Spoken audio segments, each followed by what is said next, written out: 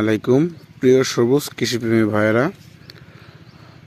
আমি মোহাম্মদ রবিউল ইসলাম বলতেছি লেবু বাগান থেকে। দেখেন, লেবু বাগানের ভিতরে সাথী ফসল হিসেবে হলুদের চাষ করা হয়েছে। তো দেখেন, হলুদ চাষ করা হয়েছিল, সেই হলুদগুলোই উঠানো হইতেছে। দেখেন, এক একটা গাছের গোড়ায় কি পরিমাণে হলুদ ধরে আছে, মাশাল্লাহ।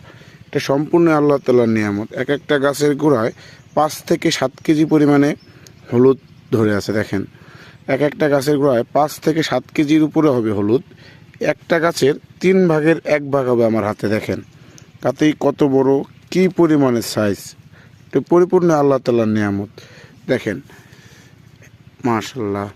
আপনারা চাইলে শুধু লেবু বাগান না, যে কোনো ছায়াযুক্ত স্থান, যেই জমিটা আপনাদের কোনো কাজে লাগে না, কোনো কাজে আসে না, সেই জমিগুলোতেও হলুদ চাষ করতে পারেন। হলুদ চাষ খুবই লাভবান একটি চাষ। হলুদ চাষ করে লাভবান হবেন ইনশাআল্লাহ। ধন্যবাদ।